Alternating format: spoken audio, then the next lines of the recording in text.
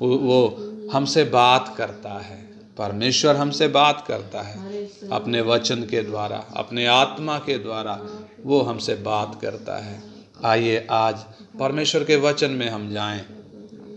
हम कल जो विषय सीख रहे थे, कल हमने देखा कैसे आभास होता है कि एक परमेश्वर है। पहली बात, सृष्टि के द्वारा हमें आभास होता है कि एक परमेश्वर है। संपूर्ण मानव जाति सृष्टि के द्वारा एहसास करती है, पता चलता है कि एक परमेश्वर है। दूसरा हमने देखा, बाइबल के द्वारा हमें मालूम चलता है कि ये परमेश्वर कौन है। वो बात हम देख रहे थे कि कैसे बाइबल प्रकट करती है कि ये परमेश्वर कौन है। आज हम तीसरे विषय में जाएंगे, परमेश्वर का वचन क्या है। पहला विषय हमारा था मनुष्य के जीवन का परम कर्तव्य क्या है। दूसरा था हमें कैसे आभास होता है कि एक परमेश्वर है। और तीसरा विषय आज से हम देख रहे हैं, परमेश्वर का वचन क्या है। सबसे पहली बात इसमें हम देखेंगे, परमेश्वर का वचन अपरिवर्तनीय है, यानी बेबदल है, इसमें बदलाव नहीं हो सकता। अगर इस बात को हमने समझना है तो हम हमारे देश के संविधान पर एक नज़र डालें। हमारे देश का संविधान केवल नहीं, दुनिया भर के हर एक देश का एक संविधान होता है। हर एक देश का संविधान होता है जो उस देश के लोगों पर लागू होता है, यानी लोगों को शासित करने के लिए, लोगों को चलाने के लिए हर एक देश में एक संविधान होता है। हमारे देश में भारत का संविधान है जो देश का सर्वोच्च कानून है। हमारे देश में कई राज्य भी हैं और कई केंद्र शासित प्रदेश भी हैं। हर एक राज्य की अपनी अलग सरकार होती है, अलग मुख्यमंत्री होता है, लेकिन राज्य कभी भी अपना अलग संविधान लागू नहीं कर सकते। केवल एक ही संविधान है, भारत का संविधान, जो सारे देश पर लागू होता है। केंद्र हो या राज्य हो या केंद्र शासित प्रदेश हो, सब पे समान रूप से यह संविधान लागू होता है। इस संविधान में एक तरफ जहां सरकार है, दूसरी तरफ आम जनता है। सरकार कानून बनाती है, कानून को लागू करती है, कानून को इस्तेमाल करती है और देश पर शासन करती है। लोगों को अच्छा सरकार देती है, लोगों को चलाती है, लोगों के हित में काम करती है। हम थोड़ा सा इस संविधान पर नज़र डालें। जब ये बनाया गया था, भारत की आज़ादी के बाद जब ये संविधान बना था, उस समय इस संविधान का जो रूप था, इसमें 395 आर्टिकल थे, 395 अनुच्छेद थे और 8 अनुसूचियां थी। इसमें 8 शेड्यूल थे। लेकिन जब आज की स्थिति हम देखते हैं, समय और ज़रूरत के हिसाब से इसके नियमों में बदलाव किए गए।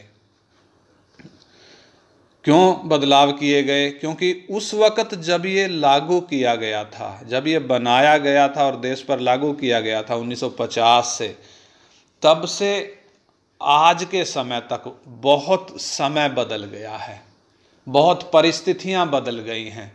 इसलिए जो कई कानून ऐसे थे जो उस वक़्त तो ठीक थे, उपयुक्त थे, काम के थे, लेकिन समय के साथ वो बेकार हो गए, उनका कोई मतलब नहीं रहा। तो ऐसे कानूनों में कईयों को तो हटा दिया गया, बिल्कुल हटा दिया गया, और कईयों को उसमें बदलाव कर दिया गया, यानी उसको सुधार दिया गया, अमेंड कर दिया गया। और कई जगह नए कानून, समय के हिसाब से नए कानून लाए गए। जैसे जीएसटी नया आया तो संविधान में संशोधन करके जीएसटी को जगह दी गई। तो मैंने ये क्यों आपको बताया भारत का संविधान?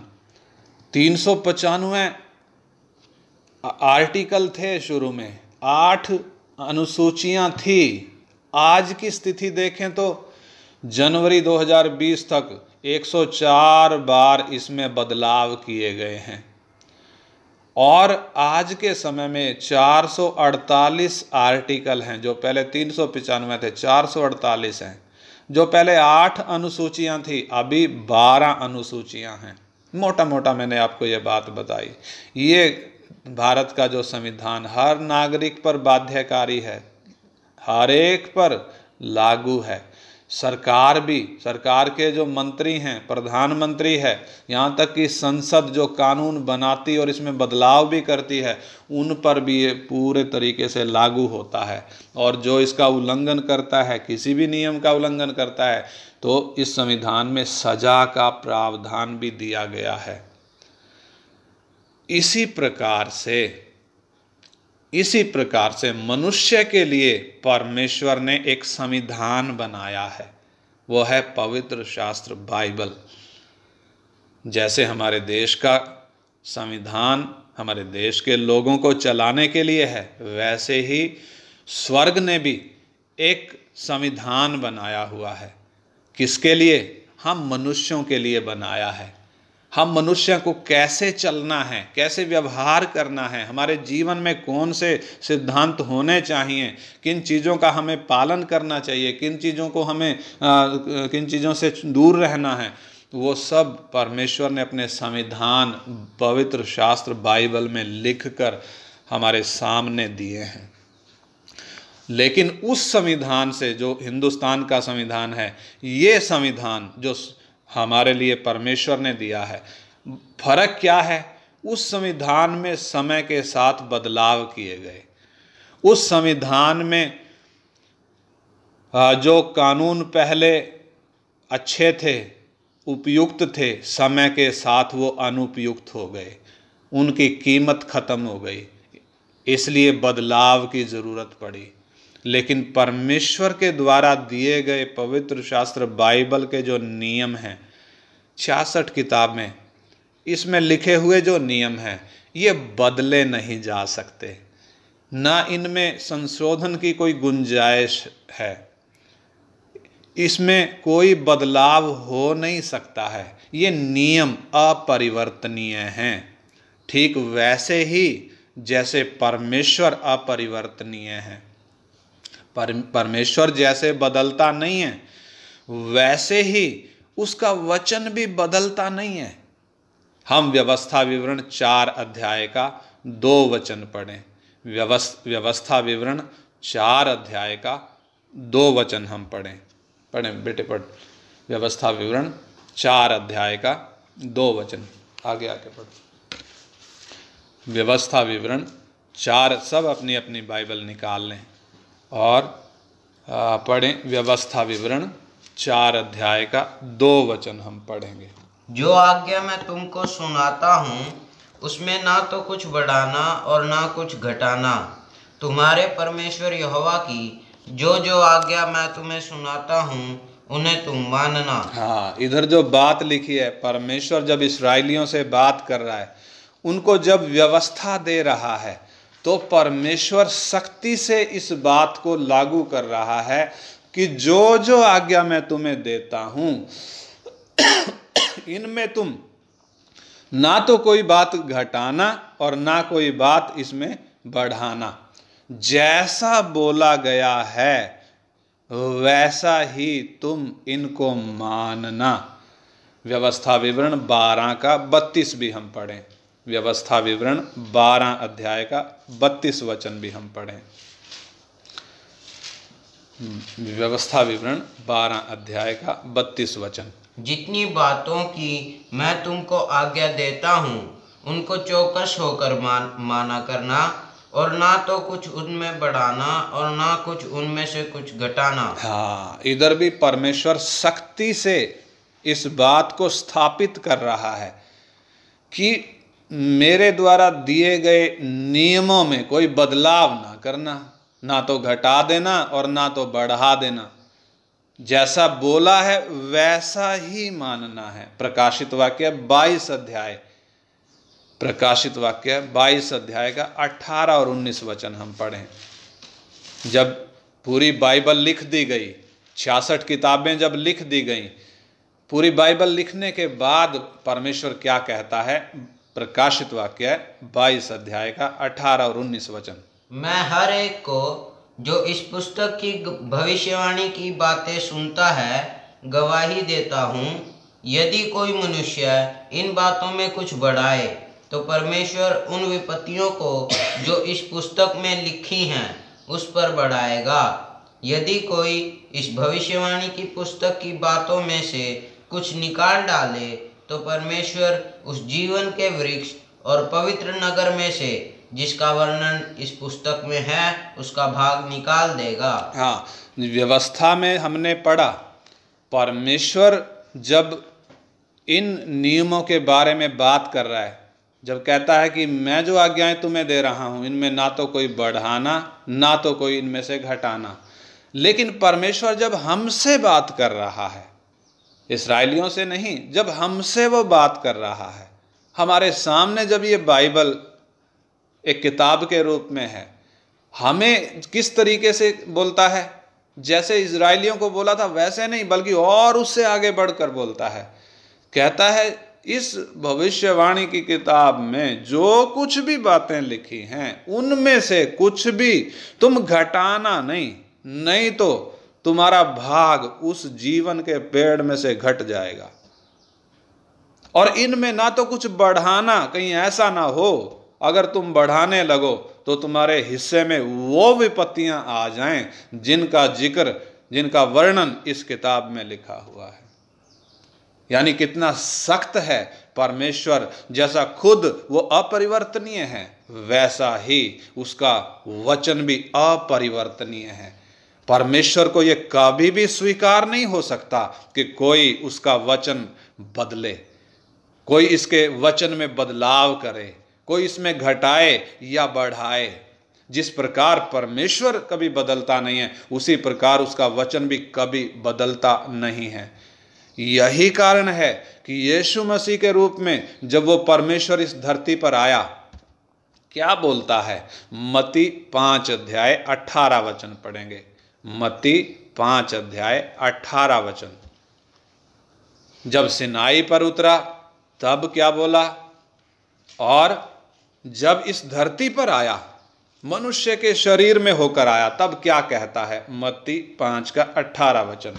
क्योंकि मैं तुमसे सच कहता हूँ कि जब तक आकाश और पृथ्वी टल न जाएं, तब तक व्यवस्था से एक मात्रा या एक बिंदु भी बिना पूरा हुए नहीं टलेगा। यानी कि परमेश्वर कहता है जो आज्ञाएं मैंने तुम्हें दी हैं, जो नियम मैंने तुम्हें दिए हैं, सिनाई पर जो नियम दिए थे, एक मात्रा, एक बिंदु भी उसमें फालतू नहीं है, पूरा हुए बिना टल नहीं सकती। इतना ही नहीं, प्रभु आगे भी कहता है, मत्ती 24 अध्याय निकालें, मत्ती 24 अध्याय उसका 35 वचन पढ़ें। मत्ती 24 अध्याय का 35 वचन। आकाश और पृथ्वी टल जाएंगे परंतु मेरी बातें कभी ना टलेंगी। हाँ, एक एक बात जो परमेश्वर के मुंह से निकली है हमारे सामने लिखित रूप में इस एक किताब में दी हुई है। एक एक वचन परमेश्वर के मुख से निकला हुआ वचन है। खाली 4 सुसमाचार की किताबें नहीं, बल्कि 66 किताबों का एक एक वचन परमेश्वर के मुख से निकला है।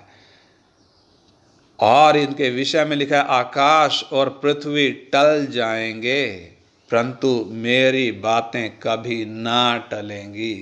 मरकुस 13 का 31 में भी ऐसा ही लिखा है। कभी ना बदलने वाला ये संविधान, ये नियम जब मेरे और आपके हाथ में है तो इसमें लिखी हुई हर एक बात आप पर और मुझ पर लागू होती है, जिसे मानना हम एक एक का परम कर्तव्य है। हम ऐसा नहीं कर सकते कि एक वचन हमने ले लिया और एक छोड़ दिया। जो अच्छा लगा उसको तो हमने अपना लिया और जो अच्छा नहीं लगा उसको हमने छोड़ दिया। ऐसा नहीं हो सकता। एक एक वचन हम पर लागू है। एक मात्रा, एक बिंदु भी व्यर्थ में नहीं है। एक कोमा भी जहां है उसको भी हमने माइंड करना है, उसको भी हमने समझना है। उसकी भी बड़ी भारी उसकी भी कीमत है, उसका भी मतलब है। परमेश्वर द्वारा स्थापित किए गए इस संविधान का कोई विकल्प नहीं है, कोई दूसरा विकल्प नहीं है। बहुत से लोग मसीही जीवन में परेशान क्यों हो जाते हैं, संघर्ष क्यों करने लगते हैं, स्ट्रगल क्यों हो जाता है उनका जीवन? कारण वो सोचते हैं कि इस वचन का कोई विकल्प है। विकल्प का मतलब नहीं मानेंगे ये कर लेंगे, ये वचन मेरे लिए नहीं है, ये वचन मेरे लिए है। यानी वो विकल्प सोचते हैं मैं ऐसा कर लूँगा। इसलिए उन व्यक्तियों का जीवन संघर्ष बन जाता है। वो परेशान हो जाते हैं अपने जीवन में, हताश और निराश होने लगते हैं अपने जीवन में, क्योंकि जो समस्याएं आती हैं, आपको चाहे अच्छा लगे या ना लगे, मुझे चाहे अच्छा लगे या ना लगे, इसमें लिखा हुआ हर एक आदेश मुझे और आपको मानना पड़ेगा। एक उदाहरण पर हम ध्यान दें। उदाहरण मैं बोलता हूं, जब आप गाड़ी चला रहे हैं और निर्धारित स्पीड में गाड़ी चला रहे हैं, हाईवे पर गाड़ी, सपोज करो आप हाईवे पर गाड़ी चला रहे हैं और उधर 90 की स्पीड निर्धारित की गई है कि 90 की स्पीड 90 किलोमीटर प्रति घंटा से ज़्यादा आप नहीं चला सकते। यदि आप उस स्पीड के अंदर गाड़ी चला रहे हैं तो आप निडर होकर गाड़ी चलाते हैं। पुलिस वाले सामने खड़े हों, आपको कोई दिक्कत नहीं होगी। लेकिन यदि आपकी स्पीड 90 से ज़्यादा है, आपकी स्पीड 95 या 100 है या 1 किलोमीटर भी ज़्यादा है, 90 की बजाय 91 भी है, और सामने आप दूर पुलिस को देखते हैं, आपका तुरंत दिल धड़केगा, तुरंत दिल धड़केगा। और दिल धड़केगा साथ ही आपका पांव ब्रेक पर चला जाएगा। क्यों चला जाएगा? स्पीड को कम करने के लिए। आजकल पुलिस की बजाय, क्योंकि जितना लोग होशियार हैं उतना ही सरकार भी होशियार होती जा रही है, टेक्नोलॉजी बढ़ती जा रही है, इसलिए आजकल जगह जगह कैमरे लगाए जा रहे हैं ताकि ओवर स्पीड करने वालों का अपने आप ही चालान कट जाए, घर पे चालान पहुंच जाए और लोगों को सबक मिल जाए। ऐसा प्रावधान सरकार कर रही है ताकि स्पीड को नियंत्रण किया जाए। उनका लक्ष्य स्पीड को नियंत्रण करना नहीं है, उनका लक्ष्य होने वाले एक्सीडेंटों को रोकना है। जो जान जाती हैं, कितने लोग मारे जाते हैं, उन लोगों की जान बचाना है। सरकार अच्छा करती है, लेकिन हमें कई बार उससे परेशानी होती है। हम सोचते हैं हम अपने तरीके से चलेंगे, नहीं, इसलिए पुलिस खड़ी करी गई है। लेकिन जब आप निर्धारित सीमा में गाड़ी चला रहे हैं तो आप फिर निडर होकर चलेंगे। पुलिस सामने खड़ी होगी, आपको कोई डर नहीं लगेगा। वैसे ही परमेश्वर का संविधान बाइबल, उसमें दिए हुए नियमों का जब आप पालन करते हैं तो आपको चिंता करने की, डरने की ज़रूरत नहीं रहती, बल्कि आप निडर होकर चलते हैं। आपके मन में फिर डर नहीं आता, निडर होकर चलते हैं। याद रखें, हमें हर समय कोई देखता है, हर समय कोई देख रहा है। जैसे गाड़ी स्पीड में चला रहे हैं, उधर पुलिस देखती है या उधर कैमरे देखते हैं। उधर तो वो देखते हैं, जहाँ कैमरा लगा होगा वहीं देखेगा, जहाँ पुलिस खड़ी होगी वहीं वो देखेगी। लेकिन हम अपने जीवन को देखें। हम जब अपने जीवन में चल रहे हैं, हम कैसे चल रहे हैं? हमें निरंतर कोई देख रहा है, निरंतर कोई देख रहा है। नियम तोड़कर हम अपने देश की पुलिस से तो छिप सकते हैं, कैमरे की नज़र से तो हो सकता है हम छिप जाएं, लेकिन परमेश्वर द्वारा खड़ी की गई पुलिस से हम छिप नहीं सकते। परमेश्वर द्वारा खड़ी करी गई पुलिस कौन सी है? वह है शैतान। आप और मैं उस पर दोष नहीं लगा सकते, परंतु नियम तोड़ते ही, जैसे ही आपने नियम तोड़ा, नियम तोड़ते ही वो पीछे पड़ जाता है। वो ऐसी पुलिस है जो रिश्वत भी नहीं लेता है और वो रहम भी नहीं करता, तरस भी नहीं खाता है। पिछले दिनों हम देख रहे थे किसी ई रिक्शा वाले का सरकार ने चालान काट दिया, पुलिस ने चालान काट दिया। वो बेचारा बहुत परेशान हो गया। जो उसके पास पैसे थे वो सारे उसमें चले गए। उसके पास बहुत परेशान था, पैसा भी नहीं था, खाने को कुछ नहीं था। पुलिस वालों ने चालान काट दिया क्योंकि नियम है, चालान काटना पड़ेगा। जब चालान काट दिया तो फिर पुलिस वाले ने देखा कि ये बहुत बेचारा रो रहा है, भूखा है, परेशान है, कोई पैसा नहीं है। तब पुलिस वाले ने अपना पर्स निकाल कर उसको पैसे दिए, कुछ खा ले करके, यानी उस पुलिस वाले ने उस पर रहम किया। लेकिन जो पुलिस परमेश्वर ने खड़ी करी है, शैतान, वो ना तो रहम करता है, ना वो रिश्वत लेता है। जैसे ही कानून तोड़ेंगे वो फिर पीछे पड़ जाता है। वो भारत की पुलिस से ज़्यादा खतरनाक है।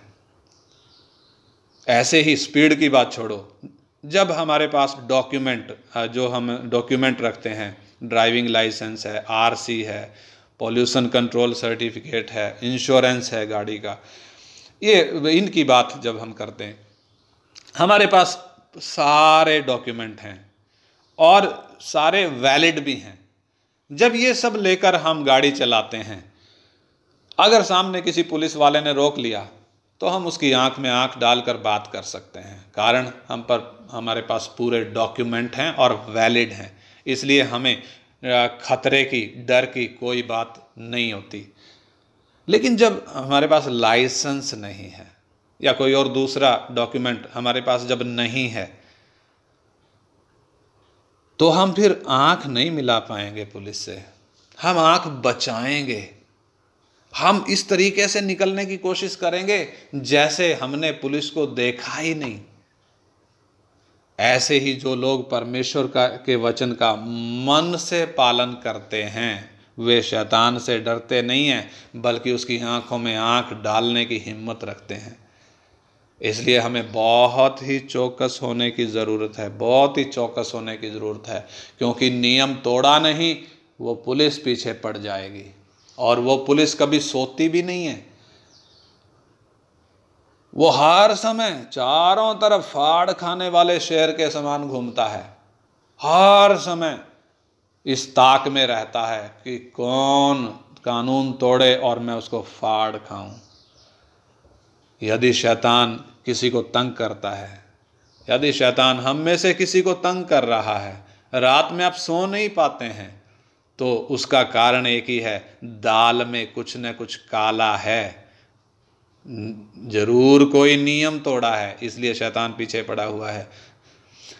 लेकिन हम उसको प्रैक्टिकल में देखें, आप सड़ी हुई मछली अपनी जेब में चलकर घूम रहे हैं तो गली के कुत्ते पीछे पड़ेंगे ही। ऐसे ही शैतान क्यों पीछे पड़ता है? क्योंकि उसका माल हमने अपने अंदर रखा है। उसका माल क्या है? कानून हमने तोड़ा है, परमेश्वर के विरोध में हमने कुछ किया है। इसके अलावा जिस परमेश्वर ने अपना संविधान मानने के लिए हमें दिया है, वो परमेश्वर न्यायी है, वो परमेश्वर धर्मी है। वो हमारे छोटे से छोटे व्यवहार को बड़ी बारीकी से देखता है और जांचता है। एक छोटी सी गलती करके क्या आप प्रभु की मेज में भाग ले सकते हैं? लोगों की आंखों में तो हम धूल झोंक सकते हैं, पास्टर के नज़र से तो हम छिप सकते हैं, वो तो मनुष्य ही है, उसको तो हम बेवकूफ़ बना सकते हैं। लेकिन क्या हम सर्वज्ञानी परमेश्वर से छिप सकते हैं, जो सब कुछ जानता है? जो सब कुछ देखता है, जिसको सब कुछ मालूम है, क्या उससे हम छिप सकते हैं? एक वो जो इतनी बारीकी से देखता है, उससे हमारा कुछ भी छिपा हुआ नहीं है। जिस परमेश्वर ने उसका संविधान ना मानने के कारण असली डालियों को तोड़ दिया। रोमियो की पत्री में लिखा है 11 अध्याय में 17 से 21 वचन जब हम पढ़ते हैं, असली डालियां तोड़ दी गईं। असली डालियां, इस्राएल, असली डालियां तोड़ दी गई। क्यों तोड़ दी गई? उनको जो सिनाई पर उनको जो नियम दिए थे, जो संविधान दिया था, उन्होंने उसका पालन नहीं किया और उस नियम तोड़ देने के कारण वो असली डालियां तोड़ दी गई। और दूसरी तरफ हम देखें, प्रभु यीशु मसीह, परमेश्वर जब इस धरती पर मनुष्य का शरीर में होकर चल रहा है, सर्वशक्तिमान परमेश्वर है, न्यायी परमेश्वर है, धर्मी परमेश्वर है, जिसने आकाश और पृथ्वी को बनाया, वो परमेश्वर जब शरीर में होकर चल रहा है, जिसके विषय में बोला गया ये मेरा प्रिय पुत्र है, ये मेरा प्रिय पुत्र है, वो प्रिय पुत्र जब उसने जगत का पाप उठाया, कितनी भारी सजा उसको मिली है, कितना भारी दंड उसको मिला है। क्रूस की श्रापित मौत मारा गया है। क्यों? पाप जो उठाया है, पाप जो उसके सिर पर दिखाई दे रहा है, इसलिए परमेश्वर का वो कहर, वो क्रोध उस पर टूटा। असली डालियों को भी नहीं छोड़ा, अपने प्रिय पुत्र को भी नहीं छोड़ा। परमेश्वर पाप से, कानून तोड़ने से कितना सख्त नफरत करता है। उसका दिया हुआ कानून जब हमारे हाथ में है, अगर हम तोड़ते हैं तो क्या वो माफ करेगा? कितना गंभीर बात है। आज मुझे और आपको इस वचन के प्रति उतना जागरूक होने की ज़रूरत है। कई बार इसको हम एक किताब के रूप में ले लेते हैं। मैं और आप परमेश्वर को धोखा नहीं दे सकते, मैं और आप उसे ठट्ठों में नहीं उड़ा सकते। परमेश्वर का वचन स्पष्ट चेतावनी देता है, हम जो बोएंगे वो हमें काटना ही पड़ेगा। देश का संविधान तोड़ने वाले के लिए तो माफ़ी हो, अगर हम देखें, माफ़ी है नहीं। अगर कोई कानून तोड़े उसके लिए माफ़ी नहीं है। संविधान का कोई नियम माफ़ी के लिए नहीं कहता है कि माफ़ कर दो ना। हमारे देश के संविधान में माफ़ी नाम का शब्द नहीं है। अगर कानून तोड़ा है तो उसकी सज़ा है। हाँ, अगर कोई अब मान ले भाई हाँ मेरे से गलती हो गई है, सज़ा कुछ कम हो सकती है, लेकिन माफ़ी नाम की चीज़ नहीं है।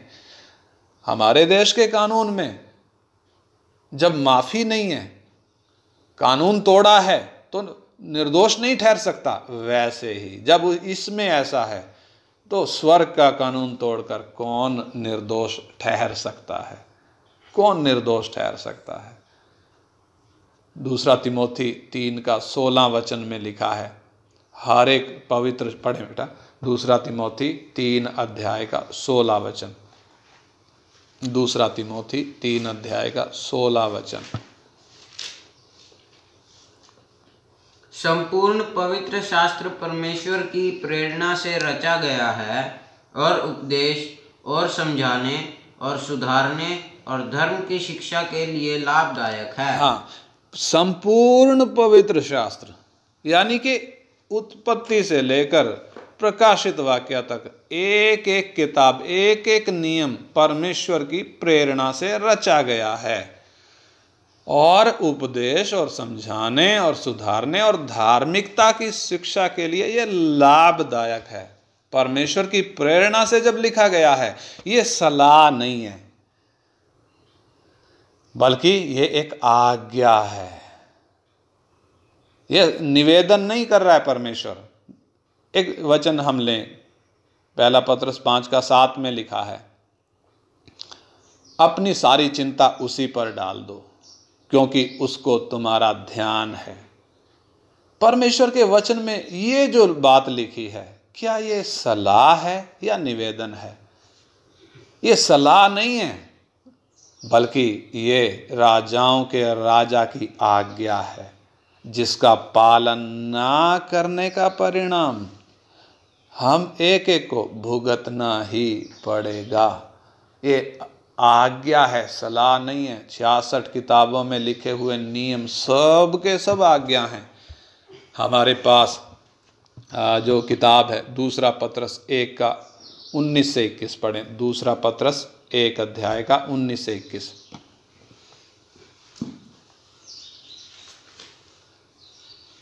दूसरा पत्रस 1 अध्याय उसका 19 से 21 वचन। हमारे पास जो भविष्यद्वक्ताओं का वचन है वह इस घटना से दृढ़ ठहरा। तुम यह अच्छा करते हो जो यह समझकर उस पर ध्यान करते हो कि वह एक दिया है जो अंधियारे स्थान में उस समय तक प्रकाश देता रहता है जब तक कि पौ ना फटे और भोर का तारा तुम्हारे हृदयों में ना चमक उठे। पर पहले यह जान लो कि पवित्र शास्त्र की कोई भी भविष्यवाणी किसी के अपने ही विचारधारा के आधार पर पूर्ण नहीं होती, क्योंकि कोई भी भविष्यवाणी मनुष्य की इच्छा से कभी नहीं हुई, पर भक्त जन पवित्र आत्मा के द्वारा उभारे जाकर परमेश्वर की ओर से बोलते थे। हाँ, इन वचनों से हमें क्या बात मालूम पड़ती है? हमारे हाथ में दिया गया वचन किसी मनुष्य के विचार नहीं है। किसी मनुष्य ने बैठकर पेड़ की छाया में अपनी कल्पना से कुछ लिखा नहीं है, बल्कि ये परमेश्वर ने प्रेरणा देकर मनुष्यों से लिखवाया है। परमेश्वर की प्रेरणा से ये लिखा गया है। सारी बाइबल हम देखें तो 66 किताबें लिखने में कितना टाइम लगा? करीब 1600 साल का टाइम लगा और लगभग 40 लोगों ने इसको लिखा है। वो 40 लोग एक ग्रुप नहीं था, 40 लोगों का एक ग्रुप नहीं था लिखने वाला, बल्कि ये 40 लोग अलग अलग पृष्ठभूमि के लोग थे, अलग अलग समय के लोग थे, अलग अलग जगह पर रहने वाले लोग थे। ये लोग परमेश्वर के हाथ में एक कलम थे। कलम जैसे पेन हमारे हाथ में होता है, पेन की अपनी कोई मर्जी नहीं है कि वो कुछ भी लिख दे जब तक लिखने वाला उस पेन को अपने हाथ में लेकर ना लिखे। तो ये 40 लोग परमेश्वर के हाथ में पेन थे। इसमें लिखे हुए वचन मूसा या दाऊद या पौलुस या पतरस या किसी और अन्य व्यक्ति के अपने विचार नहीं हैं, बल्कि परमेश्वर ने जो उनको प्रेरणा दी उन्होंने वो लिखा। किसी मनुष्य ने अपनी इच्छा से इसमें एक शब्द भी लिखा नहीं है, एक मात्रा एक बिंदु भी मनुष्य की इच्छा से इसमें आया नहीं है। ये परमेश्वर का प्रेरणा जो मिली उसके अनुसार लिखा हुआ परमेश्वर का वचन है, इसलिए इसमें वो ताकत है। क्या आप किसी से बात करते समय सोच सकते हैं? जब कोई व्यक्ति बात कर रहा हो, क्या हम सोच सकते हैं? अगर नहीं तो बाइबल पढ़ते समय हमें नींद क्यों आ जाती है? यदि आप बाइबल पढ़ते समय सो जाते हैं या आपके मन में इसमें लिखे हुए वचन का पालन करने की इच्छा नहीं है, तो यह वचन बंद है, यह समझ में नहीं आएगा। यह वचन समझ में नहीं आएगा, कितना भी जोर लगा लो यह नहीं खुलेगा। बहुत से लोगों ने इस पुस्तक को कई बार पढ़ा है, बार बार पढ़ा है, लेकिन फिर भी उनके कुछ भी पल्ले नहीं पड़ा। कितनी भी बुद्धि लगाने से ये समझ में तो आएगा ही नहीं जब तक इसका लिखने वाला इसको खोल कर ना समझाए। हालेलुया। परमेश्वर के वचन में वो ताकत है। सारा ब्रह्मांड, पृथ्वी, सब सृष्टि इसी वचन की ताकत से शून्य में से बनाई गई। परमेश्वर ने बोला और हो गया, जैसा बोला वैसा ही हो गया, जो बोला वही हो गया। परमेश्वर के वचन में वो ताकत है। यदि मन से मैं और आप परमेश्वर के इस वचन को अपने लिए स्वीकार करेंगे, यह वचन मेरे लिए है करके, तो ये हमें ऊर्जा देता है, ताकत देता है। बहुत वचन पढ़ने से, सुनने से, समझने से, उसके बावजूद भी ऊर्जा यदि नहीं मिल रही है, कारण एक ही है, हमने मन नहीं खोला है, क्योंकि इस वचन का पालन करने की इच्छा अंदर नहीं है। इसलिए बहुत वचन पढ़ने के बावजूद भी, बहुत सुनने के बावजूद भी, किसी के द्वारा बहुत समझाने के बावजूद भी हमें ताकत नहीं मिल रही है, तो उसका यही कारण है।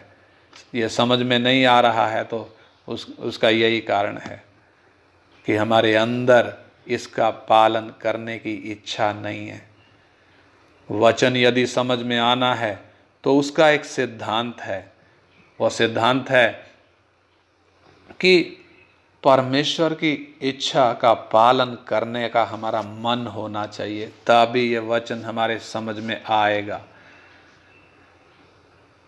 जब हमारे मन में ये इच्छा होगी, हे परमेश्वर, मैं इस दिए हुए वचन का पालन करूंगा, इस पर विश्वास करूंगा, ये वचन मेरे लिए आपने दिया है, ये वचन मेरे लिए है प्रभु, मैं इसका पालन करूंगा।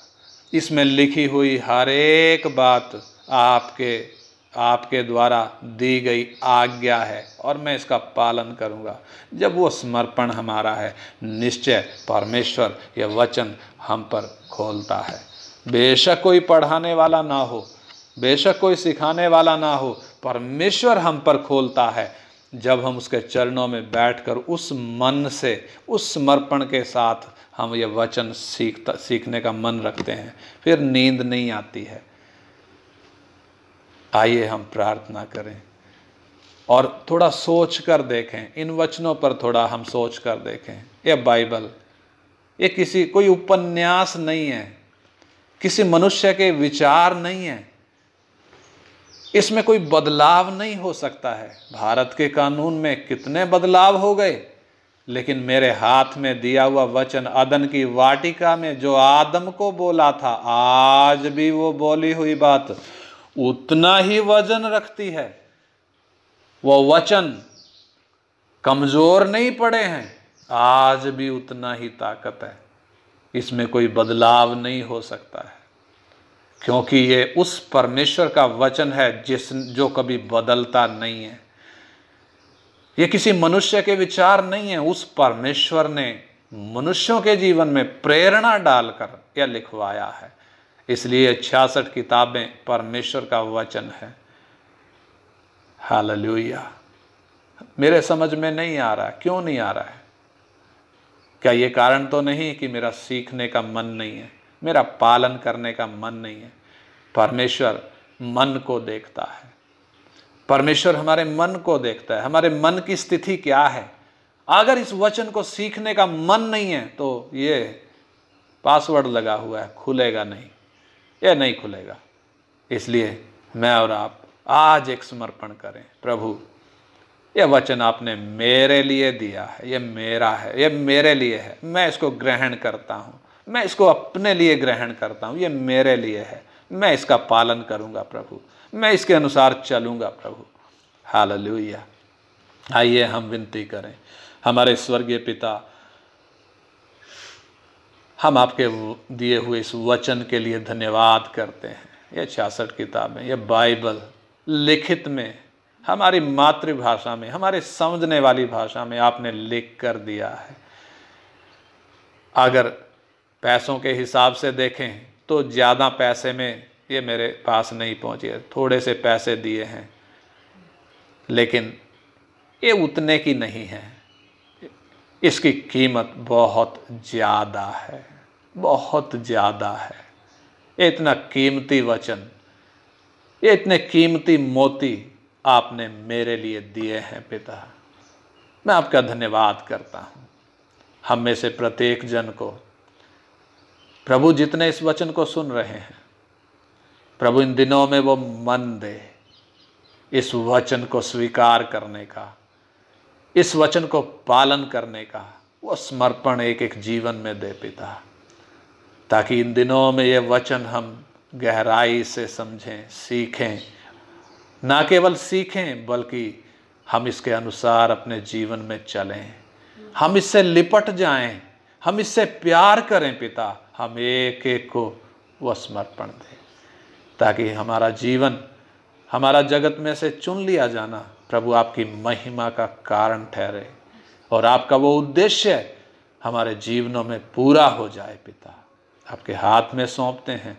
हमारा ये प्रार्थना हमारे उद्धारकर्ता और प्रभु यीशु मसीह के पवित्र और जीवित नाम में मांगते हैं। आमीन। आमीन आमीन। सबको मारा ना था। प्रभु सबको आशीष दें। कि कोई सवाल है तो आप पूछ सकते हैं।